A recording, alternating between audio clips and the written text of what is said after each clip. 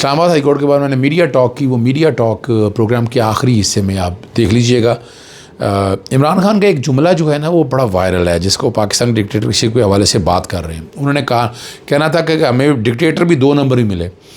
जो fraudy dictator होता है वो पहले फ्रॉड इलेक्शन कराता है, फिर डमी वज़ीर आज़म और डमी पार्लियामेंट ले आता है, फिर अदालतों का बेड़ागर करता है और पूरा मुल्क यूँ तबाह कर देता है।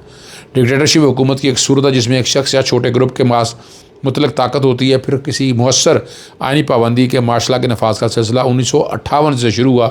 फौजी अफसर मोहम्मद अयूब खान ने सदर सिकंदर अली मिर्ज़ा का तख्ता और जलावतन कर दिया। रावलपिंडी को कोर मुबीना तौर पर तमाम मार्शल आया, इनकी खिलाफ वर्जी और मुल्क के जमहूरी निज़ाम को तबाह कर दिया। सीनियर सियासतदानों, शहरियों और सहाफ़ियों का कत्ल में मुलव्वस थी। 1958 में पहले पाकिस्तानी मेजर जनरल सिकंदर मिर्ज़ा ने पाकिस्तान के आइन असम्बली और फिर फिरोज़ खान नून की हुकूमत को बरतरफ करके army commander in chief general का तकर्रर किया। Ayub Khan chief marshal art 13 दिन बाद वो ख़ुद मिर्ज़ा को अयूब खान ने जलावतन कर दिया, जिसने ख़ुद को सदर मुकर्रर कर लिया। अब ये ऑपरेशन फेयर प्ले 4 जुलाई 1977 की आधी रात को उस वक्त वज़ीर आज़म जुल्फ़िकार अली भुट्टो की हुकूमत के ख़िलाफ़ chief of the army staff general Ziaul हक़ की क़यादत में पाकिस्तानी फ़ौज की तरफ से की गई बगावत का कोड नाम था। ये कैसा फेयर प्ले था। बाद में इस डिक्टेटर के दौर में भुट्टो साहब को मौलवी इश्ताक भी डिक्टेटर भी पैदा हुआ। हमारे यहाँ डिक्टेटरशिप की अजीब शक्ल है, कभी एलानिया होती है, कभी गैर एलानिया, और एलानिया तो 70 की दहाई के बाद चलती रही है। बिलावल भुट्टो ने जनरल ज़ियाउल हक़ को नवाज शरीफ का बाप कहा और जलन जलानी ने सियासत में लेकर आया। कठपुतली फिर मुस्तकिल तौर पर हमारी सियासत का हिस्सा बन गया। आज भी नवाज शरीफ एंड पार्टी का सारा बोझ एस्टैब्लिशमेंट के कंधों पर है। डिमी हुकूमत है और अदालतें मफलूज है। जावेद हशमी कहना है मुझे आज तक फील्ड मार्शल अच्छा नहीं लगा, क्योंकि फील्ड मार्शल का अगला मरला होता है मार्शल लॉ, और मैं मार्शल लॉ से बहुत डरता हूँ। ये उन्होंने बातें सारी जो की हैं। अगला जो बड़ा अहम मामला था वो लाहौर हाई कोर्ट में था। 60 सवाओं के इश्तहारात मैंने एक आलिया हफ्ज़ा की तरफ से एक मुतफ़रक़ दरख्वास्त दायर की थी कि जिसमें मैंने बताया था कि जनाब वो CT स्कैन में भी अम्बोज़ तस्वीरें आ रही हैं, वो सारी मैंने वहाँ रखी हुई थी। आज चूँकि जवाब दाखिल नहीं किया बड़ा वाज़े तौर पर उन्होंने अदालत ने बरहमी का इज़हार किया, रिमार्क दिया। अब अदालती अहकाम को जूते की नोक पर रखते हैं। एडवोकेट जनरल को तलब कर लिया गया। अब यह अहकाम जूते की नोक पर रखे जा रहे हैं और जाने हैं। ये सिलसिला इमरान खान के तो हो क्या रहा है, वो दे ही नहीं रहे जवाब। मैं कहीं तो बता सकता 144 का केस लगता है, वो आप आगे पीछे हो जाता है। फिर ये वाला उठा लें, पीका के डेफामेशन लॉ के पीका के जो चैलेंज किया उसके हवाले से मैं बात करूँ, वो भी आपके सामने मौजूद है। मैं बाकी तरफ तो आपके सामने ज़्यादा नहीं आ रहा, लेकिन सुप्रीम कोर्ट में आइनी बेंच में जजेस ट्रांसफ़र केस में सलाउद्दीन ने जवाब दलाइल देते हुए कहा कि माजी में किसी जज की मुस्तकिल ट्रांसफ़र नहीं हुई। आर्टिकल 200 के तहत जज की सिर्फ अबूरी ट्रांसफ़र हो सकती है। जज की मुस्तकिल तकर्री सिर्फ जुडिशल कमीशन ही कर सकता है। तबादले से इस हाई कोर्ट की सीट खाली नहीं हो सकती।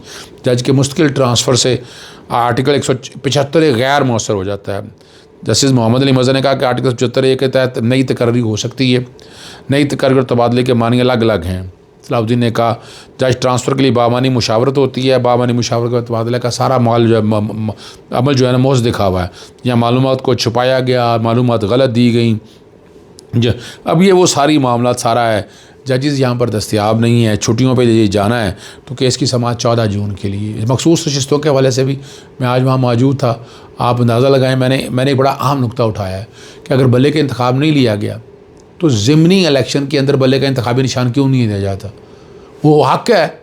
चलें, बहरहाल मैंने जो गुफ्तगू की है इस्लामाबाद हाई कोर्ट के बाद मीडिया से वो सुनिएगा। इजाज़त चाहता हूँ। अस्सलाम वालेकुम, अल्लाह हाफ़िज़, पाकिस्तान जिंदाबाद। हमारा आइनी बेंच सुप्रीम कोर्ट फंस चुका है। यानी आज बैठे सुप्रीम कोर्ट वजाहतें देती फिर रही है कि इंतखाबी निशान ले लिया था, पार्टी ख़त्म नहीं हुई। भाई सुप्रीम कोर्ट के लिए आंखें खोलने की बात ही कर सकता हूँ ना। ज़िमनी इलेक्शन हो रहे हैं, उनमें बल्ला क्यों नहीं दिया जा रहा है ना। अगर पाकिस्तान तहरीक इंसाफ से बल्ला लेकर और सियासी जमात के तौर पर नहीं है, तो ज़िमनी इलेक्शन के अंदर बल्ला क्यों नहीं दिया जा रहा। सुप्रीम कोर्ट में मामला अगर चल भी रहा है तो फौरी तौर के ऊपर अभी ज़िमनी इंतखाब होने थे, इलेक्शन कमीशन का इम्तहान है। यानी ये मौका ऐसा है कि सिर्फ इस बुनियाद के ऊपर ही इलेक्शन कमीशन जो है कलअदम हो जाएगा, पूरे का पूरा उनके अपॉइंटमेंट ख़त्म हो जाएंगे इसी बुनियाद के ऊपर। आज बुलाएं, उनको पूछें इलेक्शन कमीशन से कि किस बुनियाद के ऊपर बल्ले का इंतखाबी निशान अब क्यों नहीं दे रहे। यानी जो जनरल इलेक्शंस के अंदर जो कुछ हुआ, मैं गवाह हूँ नॉमिनेशन पेपर वगैरह का, फिर पटिशनें फाइल की कि फॉर्म 33 में नाम लिखा जाए, तब भी रिकॉर्ड के ऊपर मौजूद नहीं है। दूसरा जो अहम मामला है वो जजेस सीनियरिटी के हवाले से सारे मामलात को लेके जा रहे हैं। मैं 26वीं आइनी तरमीम की जल्दी समाअत की दरख्वास्त दायर कर रहा हूँ। हमने साथ हुक्म इम्तनाई भी लगाए हुए थे स्टे मामलात के हवाले से, लेकिन वो 3 हफ्ते के बाद कहा था समाअत करने के लिए, अभी तक समाअत नहीं हो सकी है। इसलिए फौरी तौर पर हम 26वीं आइनी समाअत की जल्दी समाअत के लिए दरख्वास्त दायर कर सकेंगे, ताकि पहले जो है आइनी बेंचेस की आइनी हैसियत तस्लीम हो सके। सर, जैसे आप बात कर रहे हैं 26 आइनी तरमीम के लिए दरख्वास्त देने जा रहे हैं, लेकिन हुकूमत तो 27वीं आइनी तरमीम लाने के उसमें है, और वो कह रहे हैं हमारी पोजीशन भी मुस्तहकम है, हमें किसी और सीट की ज़रूरत भी नहीं है, हम ये ला सकते हैं। तो क्या सर कोई अदालतों से बाकी भी आपके जो वकला वो भी गिला करते हैं, हमें अब उम्मीद नहीं रही? तो देखिए पहली तो बात बड़ी वाज़ेह है कि मखसूस नशिस्तों का फ़ैसला करने से पहले 26वीं आइनी तरमीम की आइनी हैसियत देखनी चाहिए। यानी और ये मखसूस नशिस्तों का केस जो बहुत तेज़ी से लगाया है, ये क्या जल्दी किस बात की है? इस बात की क्या जल्दी है? इस बात में एक सवाल है। यानी मैंने सेक्शन जो हैं 104 और जिसमें कहा गया था कि मखसूस नशिस्त किसी और सियासी जमात को लाहौर हाई कोर्ट में चैलेंज की हुई है मैंने, और उसमें बाकायदा जब मैंने दरख्वास्त दी कि सुप्रीम कोर्ट में मामला पेंडिंग किया यानी अमल दरामद किया जाए, यहाँ पर नज़रसानी की दरख्वास्तें लगा ली गई। तो एक बात है, मैं इत्तफाक करता हूँ, यानी 27वीं आइनी तरमीम मरहून मिन्नत है रिज़र्व सीटों के फ़ैसले पे, और 26वीं आइनी तरमीम के ज़रिए बेंचेस बनाए इसलिए गए थे कि 27वीं तरमीम का रास्ता खोला जा सके, चंद जजेस को नवाजा जा सके। वरना आपके सामने मौजूद है रिकॉर्ड, अब सारा उठा कर देख लें कि इस निज़ाम ने जो हाल कर दिया है आपके सामने। अच्छा सर, ये बताइएगा कि आपकी जमात के बारे में कहा जाता है आप 9 मई वाले हैं, 10 मई वाले इंडियन हो गए, 28 मई वाले मियां मोहम्मद नवाज शरीफ साहब हो गए। तो मियां मोहम्मद नवाज शरीफ जंग के ख़िलाफ़ जो है वो एक ट्वीट, एक ज़बान नहीं निकाल सके, और वो खुद कहते हैं मैंने 6 धमाके किए हैं। बहुत दिलेर आदमी है जो जंग के दौरान बिलों में छुप जाता है। अब सोशल मीडिया वाले कह रहे हैं इंजीनियर मोहम्मद मियां नवाज शरीफ। अच्छा, मैं एक बात बड़ी ज़बरदस्त बताऊँ, जब ये मामला हो रहे थे ना, वहाँ उनके पास बैठे हुए लोगों ने कहा कि मियां नवाज शरीफ साहब तो जनाब जूस पी रहे थे, कुछ खद्दे को पाए खा रहे थे, और डॉक्टर कदीर ने, उसके बाद गौहर अयूब ने बड़ी वाज़ेह तौर पर चीज़ें सारी बता दी हैं। नवाज शरीफ का नुमाइश तो धमाके नहीं करना चाह रहा था, धमाके तो कौम ने किए हैं, और इसका असल क्रेडिट अगर मुझसे पूछते जाता है तो वो जनाब शहीद जुल्फ़िकार अली भुट्टो साहब को जाता है। उसकी वजह क्या? हम इवन पीपल्स पार्टी भी ये बात नहीं करती कि जुल्फ़िकार अली भुट्टो साहब को फांसी क्यों दी गई थी। जुल्फ़िकार अली भुट्टो साहब का 342 का अगर स्टेटमेंट आज भी आप पढ़ लें, 342 का स्टेटमेंट आज भी पढ़ लें, उसमें लिखा हुआ है कि मुझे इस केस में क्यों फंसाया गया है। और वो बड़ी तारीखी लफ्ज़ है। जब हेनरी किसिंजर ने कहा था कि रोल बैक एटॉमिक प्रोग्राम, उन्होंने कहा था we will eat grass and will not compromise, और फिर उन्होंने जो कहा कि तो आपको निशान इबरत बना देंगे, और वही हाल हुआ। आज मुझे बताएं, दूसरा टीवी पे नवाज शरीफ की तस्वीरें चल रही हैं। किस बात की नवाज शरीफ की तस्वीरें हैं भाई? किस बात की? ये कोई फैसला नवाज शरीफ का था? ये तो फैसला पूरी कौम का था। तो नवाज शरीफ का खाली क्या कहने का ताल्लुक है इस बात से?